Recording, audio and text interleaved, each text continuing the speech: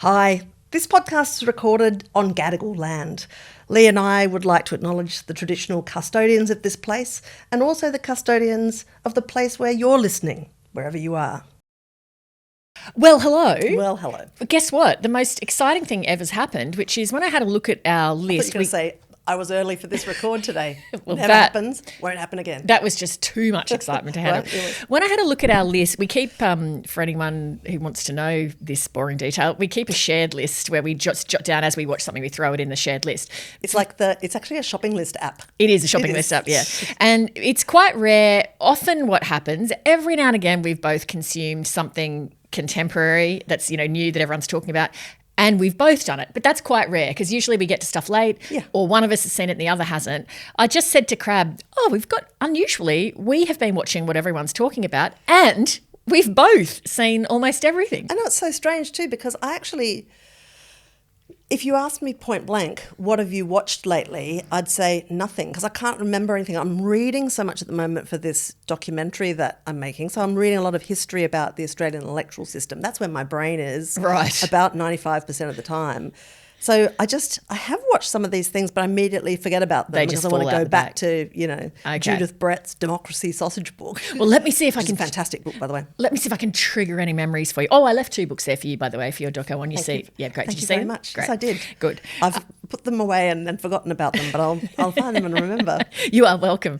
Okay, let me see if I can trigger some of your memory. Yes.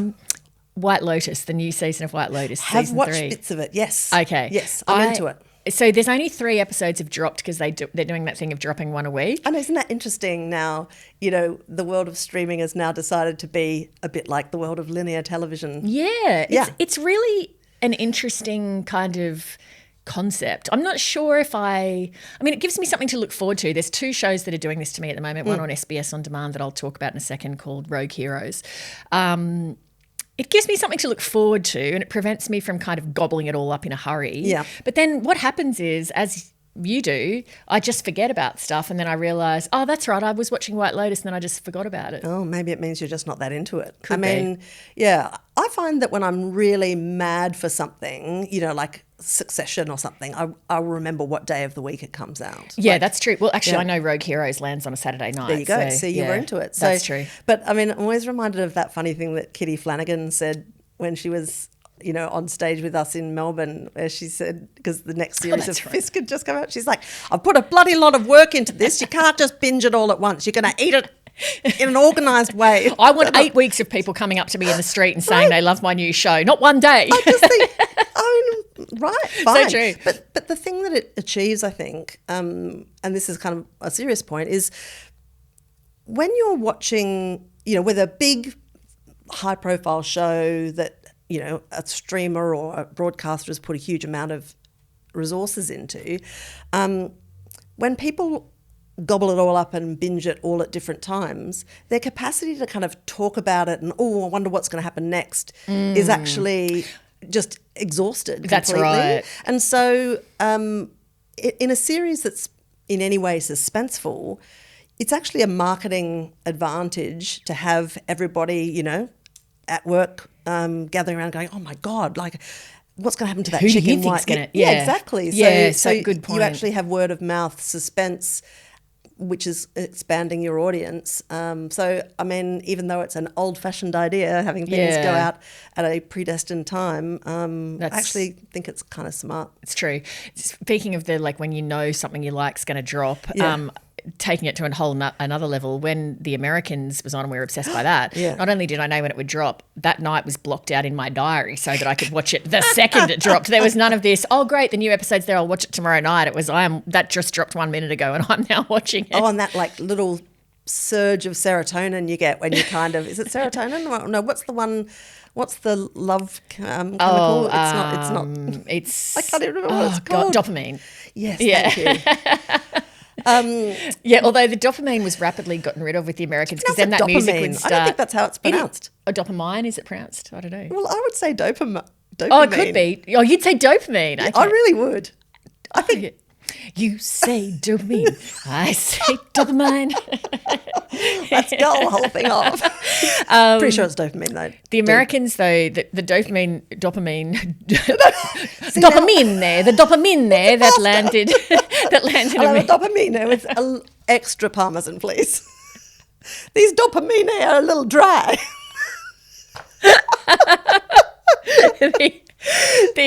The hit that you used to get when the Americans started was immediately replaced by just some, I don't know what hormone floods as soon as that music would start. Just dread. Oh my God. Fight or flight. Oh, God. Okay, but into the feel like actual we've content. Traversed a lot of emotions already. I'm just like, I'm spent. I'm gonna have a cigarette now. White Lotus. I'm really enjoying it. For me, it's hitting exactly the same buttons as the previous two White Lotuses. White Loti. It's just, oh no, this is going to happen a lot, isn't it? We're in a rut now. Or a root. As I pronounce it. The first thing that strikes me is the same that hit me both other times, that I'm just filled with this kind of envious longing that I just want to stay in one of those really, really rich resorts. Wow, I'm sure that's so gone into the thinking. Oh. I mean, this is kind of like, it's the ultimate kind of tourism kind of porn, isn't it, really? Look, the settings like are just whatever resort that divine. is will never, ever struggle to do business No, again, right? and it's beautiful. It's a beautiful resort, or certainly the rooms and the locations they're filming in are just absolutely gorgeous.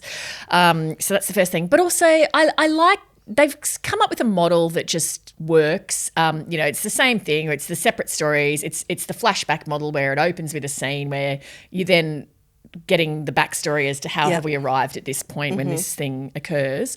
And I think it's kind of, the other thing I'm really liking is there's a couple of characters who I believe were in season 1 of The White Lotus who have reappeared. They're on a holiday now in season 3.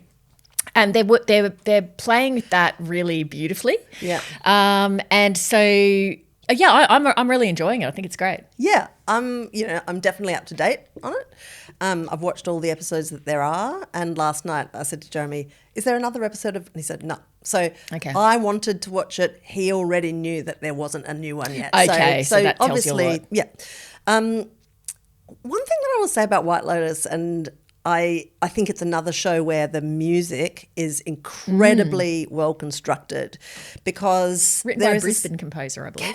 Get out of town. I didn't watch it, but I saw a reference to that the other day. Isn't that interesting? Yeah, It's a young woman. genius because it evokes this sense of menace somehow, and it also really dives into this kind of sense of exoticism in the way that it's sort of construed by rich white people going to a different country, right? Yeah. It feels like it really leans into that dynamic, which is sort of what is at the heart of that show, right? Yeah. It's like you're watching rich, largely awful people being completely unaware of their surroundings whilst expecting this just disproportionate degree of luxury.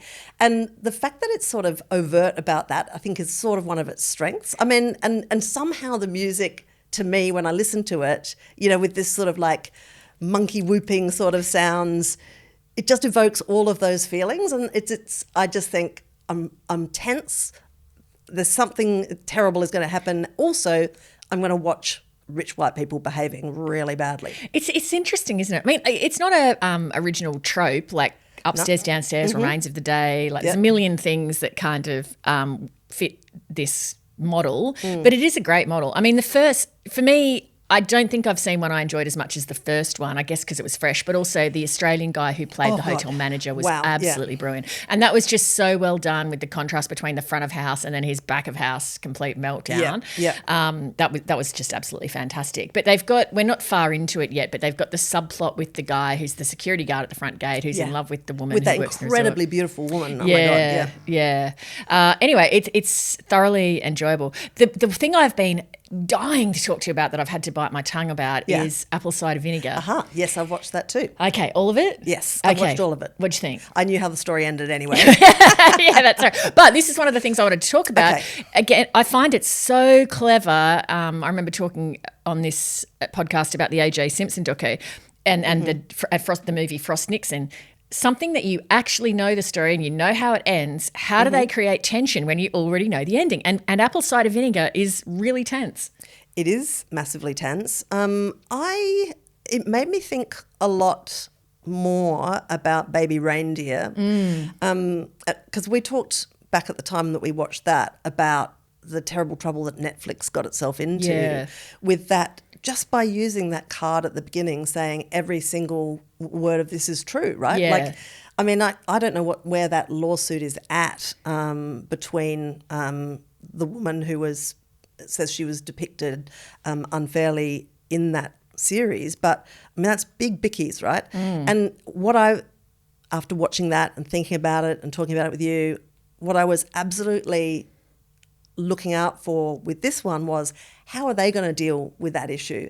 And they're using a whole bunch of really smart devices. Yeah, they did, didn't they? I wrote They're not down, over-promising, right? One of the things I really liked about it was how they addressed this, which is rather than put up a slide or anything at the start, they would have the episode start, and then, one of the actors would be doing something. They'd be making some toast, or they'd be walking down the street or whatever, and then they would suddenly break the fourth wall and talk directly down the barrel of the camera. And they had a form of words which was exactly the same in every single episode, which were, they would say something like, this is a true story based on a lie, and Belle Gibson was not paid anything for it. And then they would... At one point, you even have the actress who plays Belle Gibson, who's fantastic, amazing Australian accent too, saying, I didn't get paid a cent for this. It's actually woven into the plot of this sense of entitlement. That's it. It's so clever. Whoever's the person delivering the line delivers it in character, but they're telling you, they're breaking kind of out of the story to tell it to you. And I really liked that. I thought it was really clever.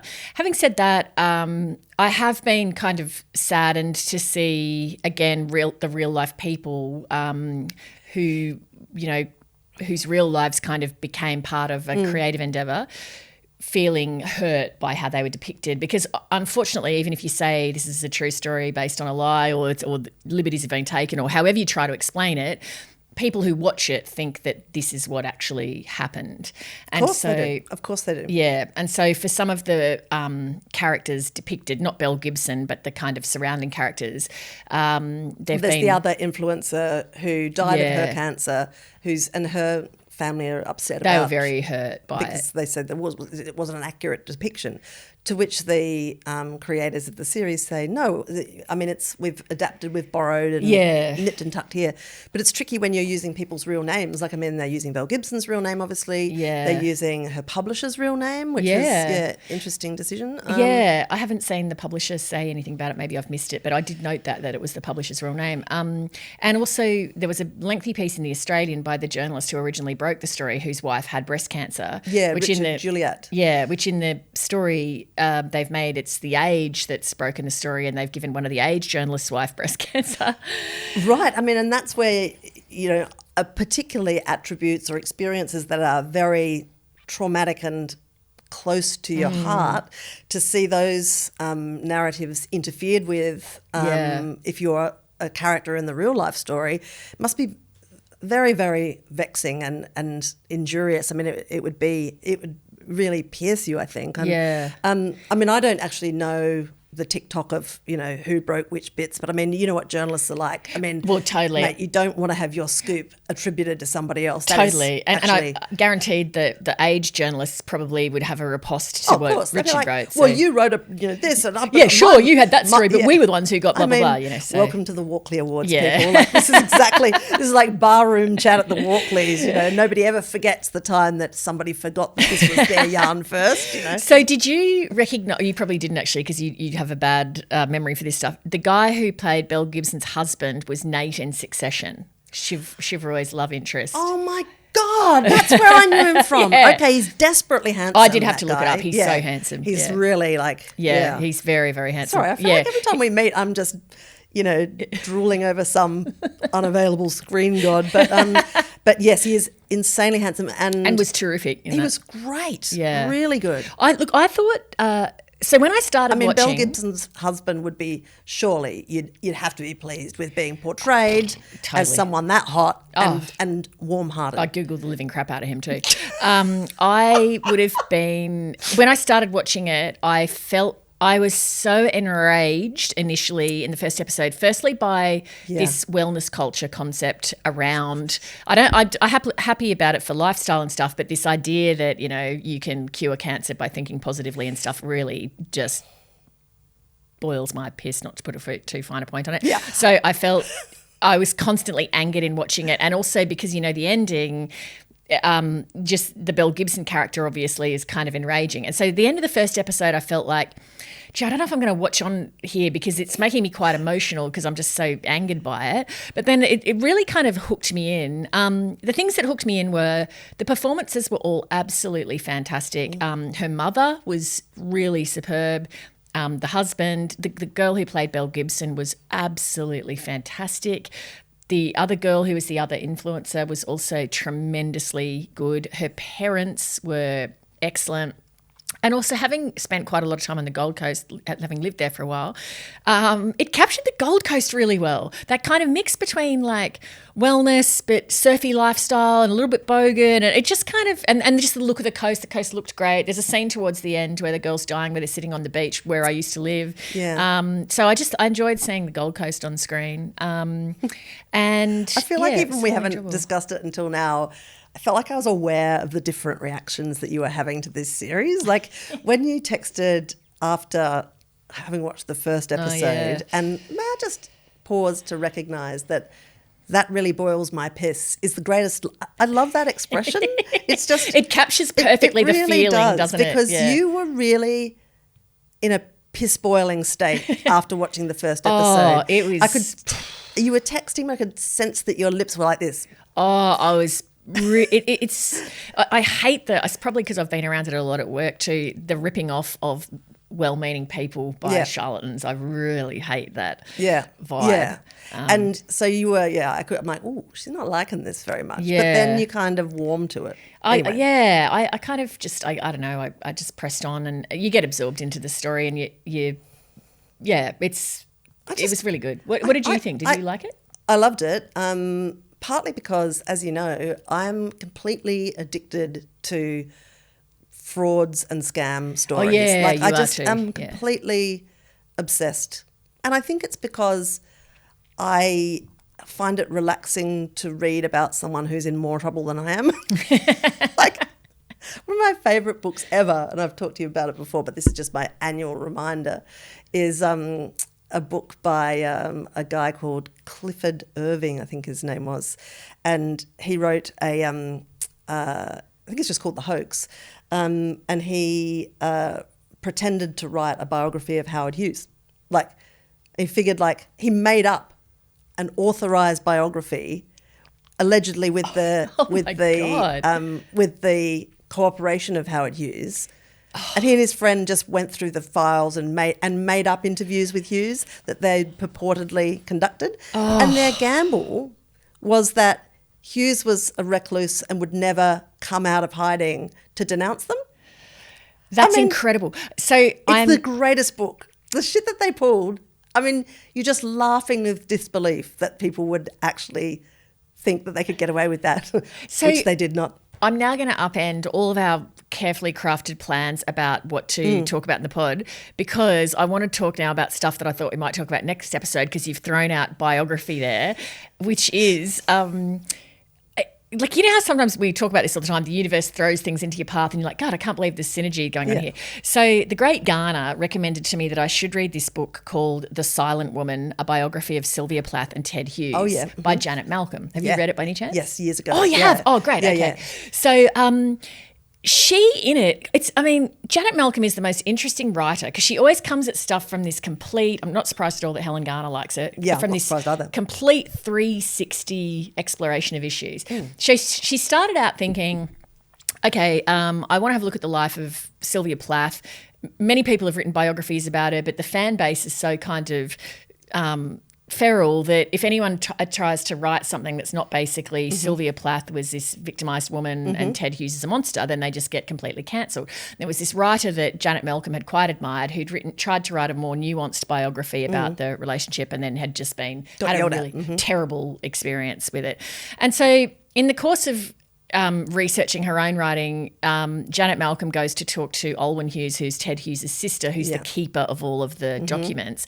And so I'm only about halfway through, but what the books ended up turning into is a bit of a kind of reflection or meditation on the art of biography writing and how there's a couple of ways that it can happen. One is it's completely unauthorised and so you don't have any cooperation from anyone and then you're free to kind of do whatever you like. But the problem with that is, of course, they might tell all their friends not to talk to you. Oh, God, yeah. They might not give you access to any of their private papers. You're not going to be able to interview the central player, and so it's by its nature somewhat limited, but you have complete freedom. What happened to the woman who wrote the biography that was kind of pilloried was she went to meet with Olwen Hughes, got in good with Olwen Hughes, who said, I can give you some access to Ted. And then Olwen Hughes inserted herself really gigantically into the process and was sort of threatening, I'll withdraw cooperation and I won't let you have this access and so forth unless you take all my suggestions on board. And so the woman kind of went along with it because she felt like, oh, I've gone too far in the project and I'm going to have to just make it work and I've got the contract bearing down on me and all the rest of it. Oh, God. And so she wrote this book, which she then was smashed for, and she felt a bit like she had some regrets about it basically, but felt at the time like she had no kind of other option. So then Janet Malcolm's exploring the perils of when you have access and then how that plays out for you as well. And so it's just a very interesting reflection on all the conventions kind of around biography. It's incredibly awkward and upsetting. And it's really related to the questions that we were talking about a minute ago with Belle Gibson, right? If you are writing someone's biography, particularly if they're living, or if you're dealing with people who loved them if they're not living, it's like reaching into their chest cavity and fiddling around. It is extremely delicate work. It's horrible. It can lead to some extremely tense moments because you can't allow your subject to just ride over you. Yeah. You have to be able to write things that they think are unfair. Yeah. And I mean, I remember when I was doing that book about Malcolm Turnbull. Just thinking about that. Yeah. Wow. Like, I mean, there were things that he couldn't remember. So he's like, well, that never happened. I'm like, well, I think it did, but I think you've forgotten. And, we had many robust conversations, but were still very courteous and warm to each other after the experience. But it was really, really hard. And I think... Would you do it again? Absolutely, because there is nothing more fascinating than writing about an interesting person. A live person, life. Would you do it again? Yeah, shit, yeah. Right. I mean, if they were interesting enough. And I mean, whatever you think of Malcolm Turnbull as a politician, he's very interesting live. Yeah. And a very ornate sort of person, and I'm always interested in people who have got kind of ridiculously unique brains, and I think that he's one of them. But yeah, tricky. But the other factor is, dealing with fandom, like depicting somebody beloved in a new way is really challenging. And I've noticed it recently over the last couple of years, looking at the various reactions to Anna Funder's book about George Orwell, which is about George Orwell's wife, right? The book is a different approach to Orwell because she's writing mainly about Eileen O'Shaughnessy, his wife, who was very, very active in a lot of his writing, was his editor, did, all of the housework while poor Orwell with his dodgy lungs, coughed up mucus and typed Animal Farm, And it was pretty tough existence. And he was also a massive pants man, like a sort of self-obsessed individual, brilliant writer, incredible brain. But her book I found really interesting. It told me stuff about Orwell from a new angle.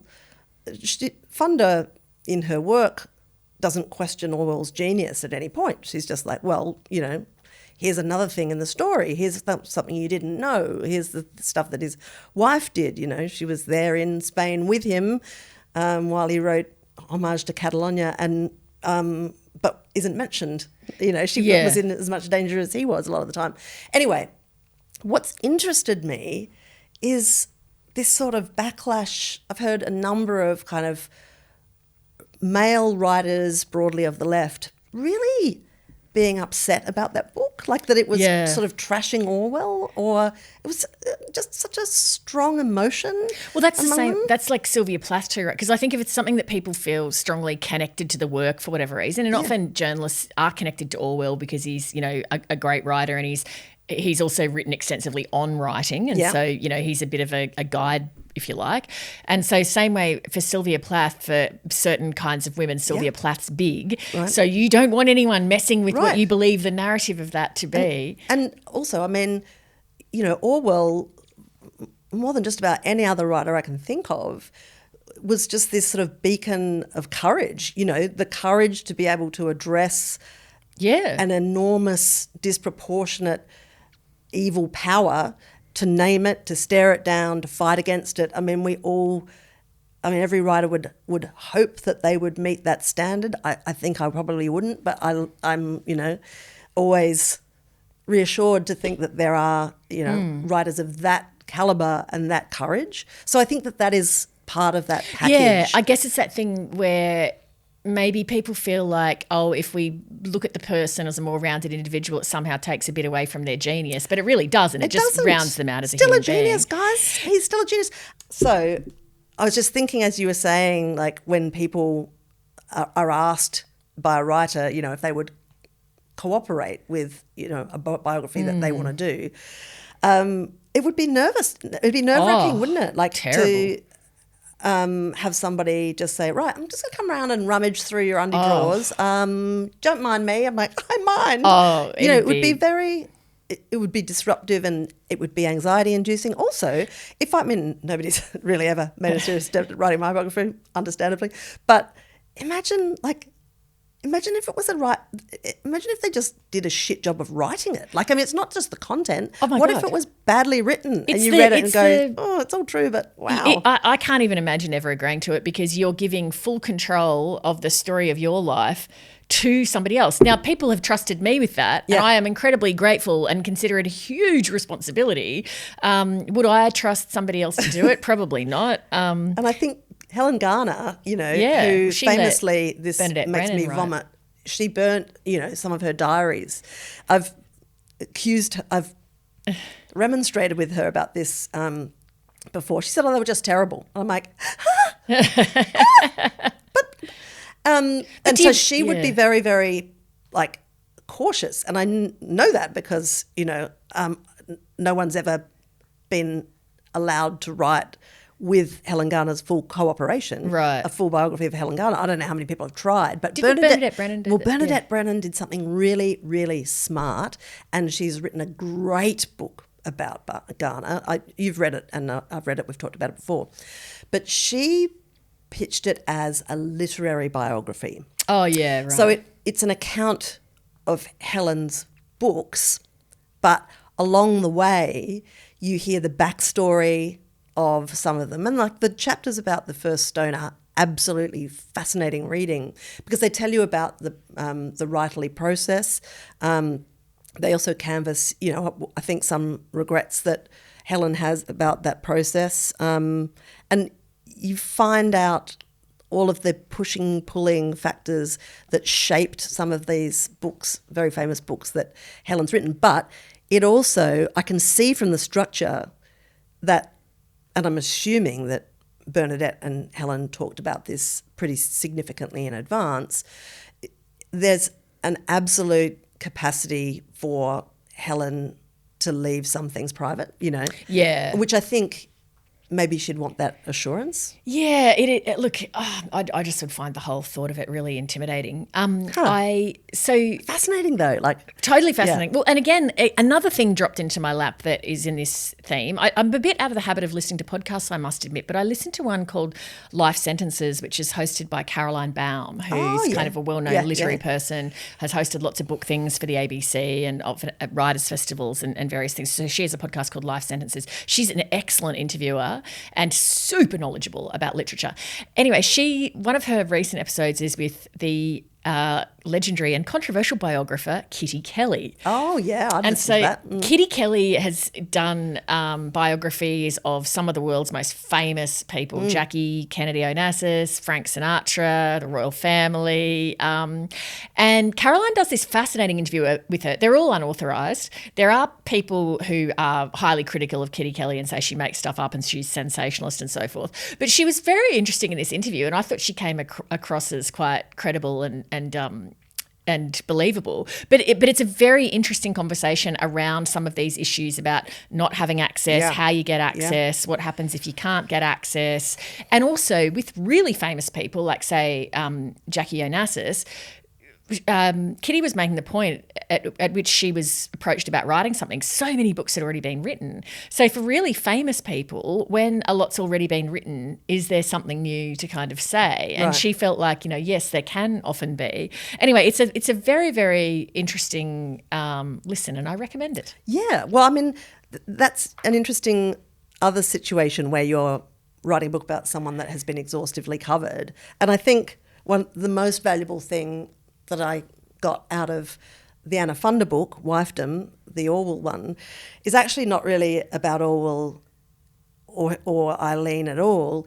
It's about how patterns in biography form, because the real undertow, and I think the significant value of that book, is that she basically read the half dozen biographies by male admirers of Orwell. Right. And she looked into just the things that they all left out, and the way that they tonally downplayed some of Orwell's worst personal behaviour out of presumably kind of loyalty or their own image of the man.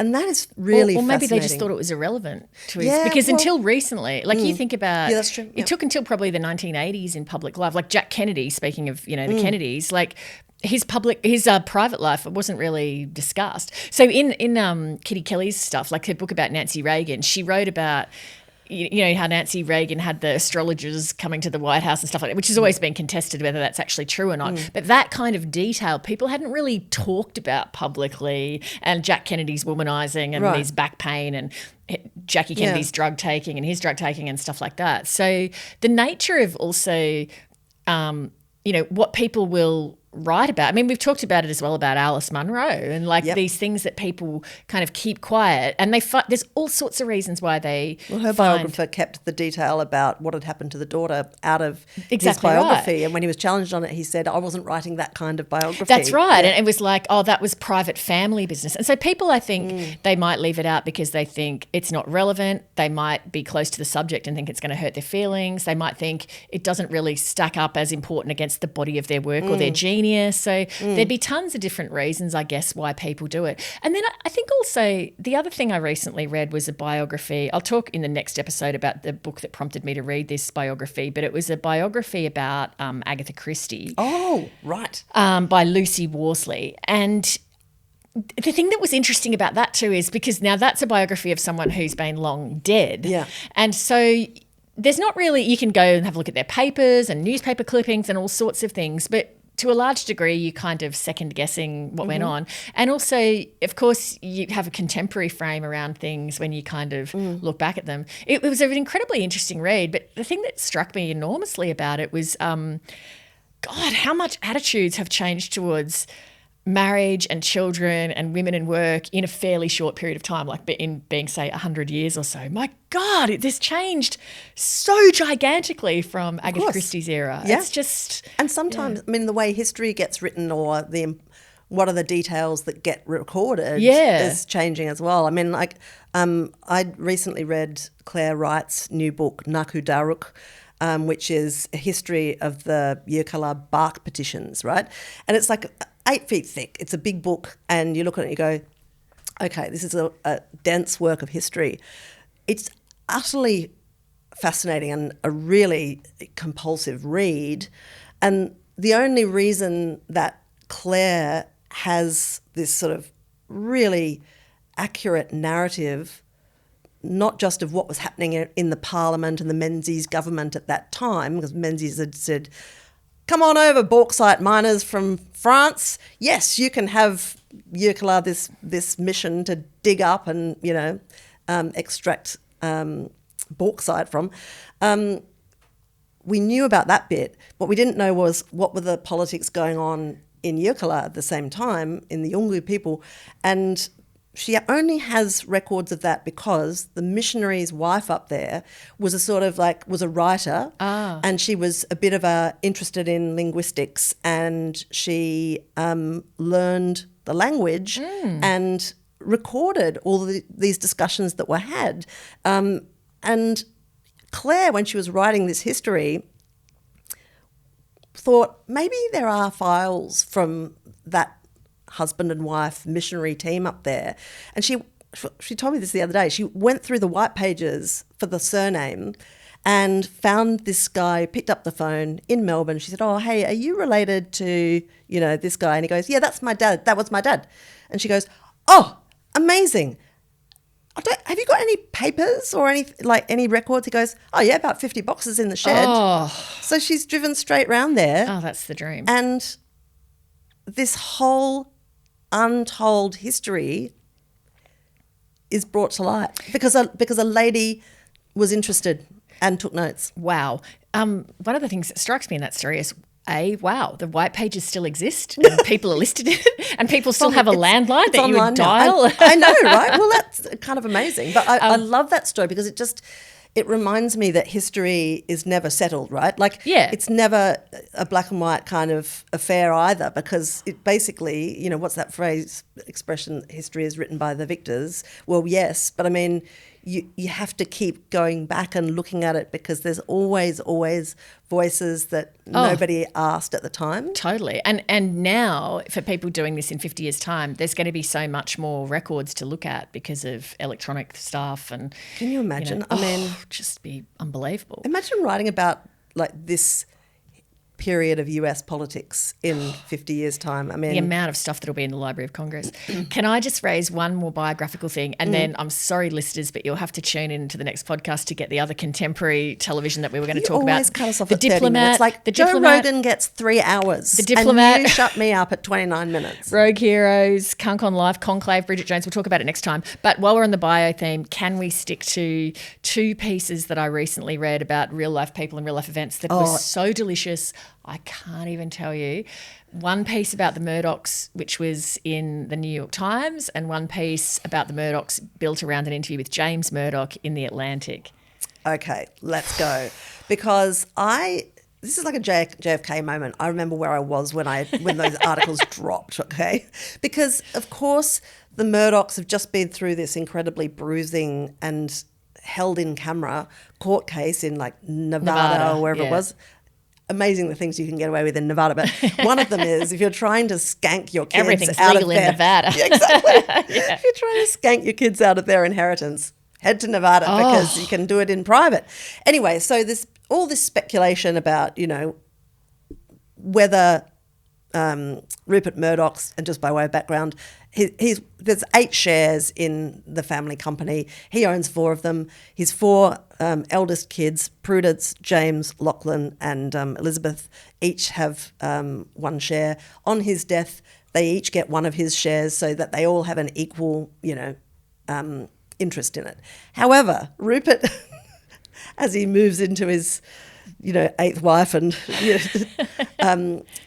into his 90s, has developed a concern that Lachlan, his chosen successor, will not be able to continue his news organisation as a sort of conservative voice if the other bloody lefties get in there and start, making everybody be upset about climate change. I mean, that's basically it, right?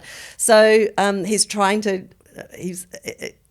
he embarked upon this scheme called Project Harmony, fantastic, to Absolute gold. basically, put the thumb on the scales in favour of Lachlan. He didn't get to do it, but it all happened in court. And so these two articles, one long one in the New York Times and one in the Atlantic, tell the inside story of what was happening. So the New York Times one dropped one day ahead of the Atlantic, and I was just imagining the devastation of the reporter at the Atlantic. But then I also felt like, okay, maybe this has been coordinated, which let me come to in a second, my theories about how these yarns, came to be planted. So the New York Times one is basically the full backstory based on previously unseen court documents as to how the project between Lachlan and Rupert was hatched, and then what happened in the court hearings and in the depositions and all of the rest of it. So the level of detail is insane. So what's happened there is somebody, don't know who, has backed up the truck and given the reporter the entire file. Documents. Yep. So park that thought and return to it. Wouldn't that be later. a happy day? Oh my God. Wouldn't you just so good. So park that, we'll return to that. And so that's the New York Times article. And then the Atlantic, James Murdoch and his wife, Catherine, have given an interview to a reporter at the Atlantic. Have given multiple interviews over time. Over more than a year from writing. So this reporter very deep dive. has been, they've been on the record, but obviously they've agreed that it won't be published until an agreed date or whatever. Yeah. And so it's really interesting. It's obviously comes, I guess, from James Murdoch's perspective. It's not I didn't find it to be a hagiography of James Murdoch, but clearly when you've got access to only one party on the record, it's going to be somewhat, it's that person's kind of version. Do you think James would be happy with it? Like if you were James Murdoch? If I were James, I'd be very happy with it. But I often think people, when they're the subject of something, will seize on one tiny little detail that they're not happy with, even though the overall impression is quite positive. Yeah. So my theory about these articles, so clearly the Atlantic one, James Murdoch's given full access. The other one, so there's only three potential sources for those documents, right? The court, the defence camp, which is Rupert and Lachlan, or the prosecution camp, which is the other Murdoch children trying to stop this thing from happening. Yeah. Now, the court has no incentive to leak documents, and courts generally, in my view, aren't in the business of judges dropping out a whole whack of stuff to journos. That would be not impossible, but highly irregular and kind of unexpected. So then you have to ask, and also the court, why would the court have any interest in that? They don't have any interest in that. They don't gain anything out of that. I did a real deep dive on that judge, by the way. I'm not ashamed to admit it. I looked him up. I'm like, oh my God, your life is about to change, pal. Because he's just generally doing like, blah, blah, blah. And suddenly, can you imagine? You're just God. like, wow. And there was a great backgrounder that somebody wrote, I can't remember where, about, this court actually preparing to host this insane can you imagine it? Yeah, this and so then the descending of warring Murdoch children in black SUVs. And so then if you go back to the documents, then of the other two parties, the Rupert Lachlan and the other kids, who has the incentive for that material to be out? 100% not Rupert and Lachlan, because it's quite unflattering and they lost the case. So there's really only one explanation for where that came from, and that is that the prosecution team has leaked the full trove of material. Which, you wouldn't you? The detail though, like they had private text messages between Rupert and Anna Murdoch, his ex-wife from 2 wives ago, who's the mother of 3 of the 4 of the inheriting children. In which she's kind of shit-canning James, right? She's like, well, James and his woke friends. I know, and there's a bit of like, well, he was always the least promising one, or something like that. It was hurtful. Your mother. It's just, and of course, she would have assumed he was never seeing it. She's just talking to his father. Horrendous. And then there were that many amazing bits of detail in it. But the other one that really stuck with me was the 3 kids, Prudence, Liz, and James, after the court case. So they already know that their dad and their brother are trying to kind of line things up to sideline them. They, after the court case, because Rupert's could die any moment, they sent him a note in the lead up to Christmas and they go, Dad, we just wanted to say that we love you and we would like to think the family could kind of come together around Christmas or blah, blah, blah, blah, blah. And Rupert replied with something, the vibe of it was basically, watching you all around the table in the case just only affirmed to me that I'm completely correct. Love Dad. It was brutal. There's another great bit of detail too, where in the Atlantic piece, where when James is being deposed, Rupert's like texting frantically. The lawyers are asking James all these really brutal, personal, awful questions, and he then dawns on him that Dad's texting them with all the things to ask me. This was, I feel like this was in the Atlantic one. That one was, yeah. It was so upsetting and devastating to read, just not because I have any horse in the race of the Murdochs, but like just to think that there's a man, a grown adult man, being deposed by his father's lawyers. His father's in the room. Oh, my God. And the lawyer's first question is, why did you not ring your father on his 90th birthday? Like, it's just, oh, okay. And then the next question, I don't know if it was the next question, but the next reported one in the Atlantic was, have you ever achieved anything under your own... Oh, God.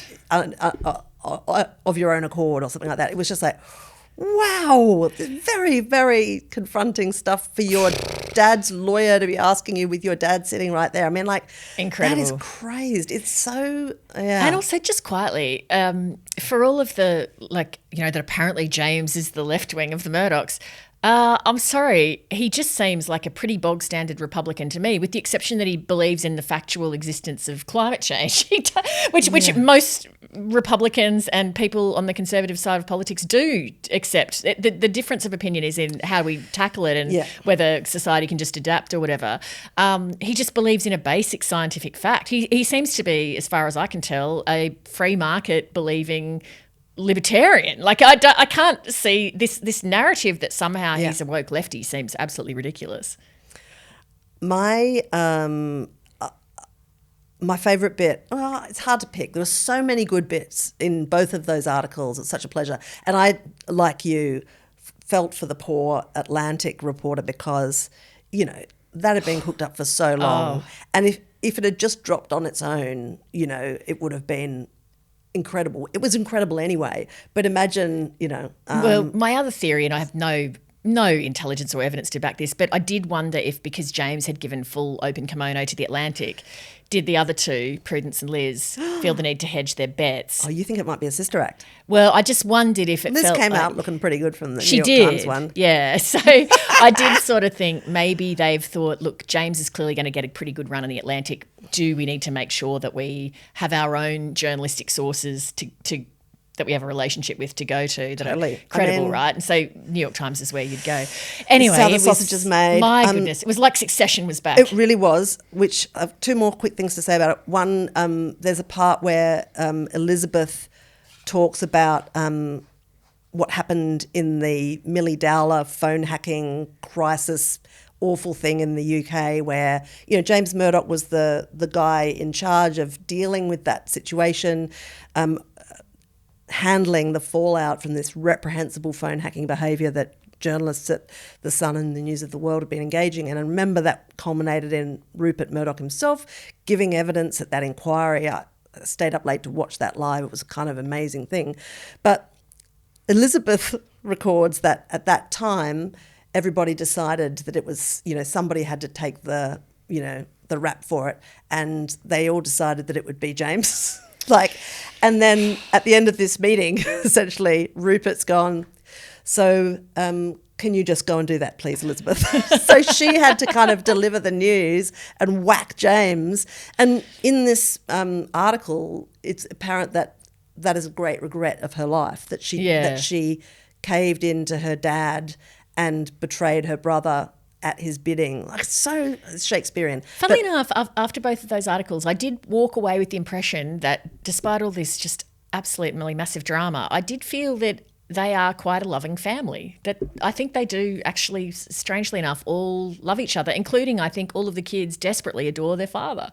Well, I think there's some full daddy issues going on there, right? Like, you just, sometimes when a parent is kind of avoidant of you makes you kind of crave their attention and their love more, right? Like, I mean, but also I think more than that, I think he's a big, amazing figure. Regardless of what you think of him, he is one of the most powerful men of the 20th and now 21st century, who would have been a larger than life figure, who would have been bringing the most amazing, famous people in the world around the dinner table when they were growing up. By all accounts, and I've read in multiple places, the family would have the most robust conversations around the dinner table and so on. It would have been.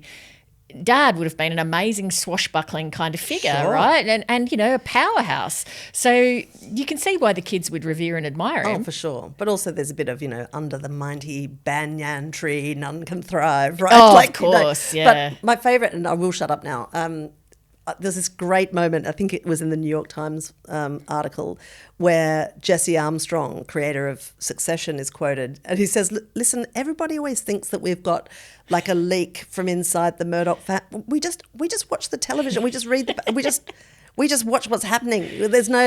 We don't need a leak, even though apparently Matthew Freud, who is Elizabeth Murdoch's ex-husband, apparently kept ringing up and offering to help, and they're like, we're good, we've got the material, it's fine, thank you. Hey, we did promise, and I completely forgot to plug a couple of upcoming shows. We're going to Brisbane in May, and Sydney Brisbane's our first live show of the year, and Sydney in June.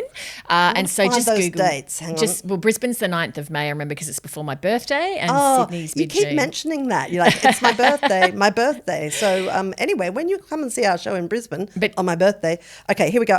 I've actually got dates. These shows are in Brisbane on the 9th of May. At QPAC? At QPAC. And the Sydney show date is the 14th of June. At the Enmore. Correct. So jump online, just Google Chat 10 and those locations. And please come along, because it's always an absolute hoot. It really is. And we promised next time we would talk about all the new release TV we didn't get to this time. I'm spent. Thank you very much for listening or watching. You can find more of our content on YouTube, or if you don't like to look at our faces, and let's face it, that would be fair enough, you can listen to us on Spotify or wherever else you choose.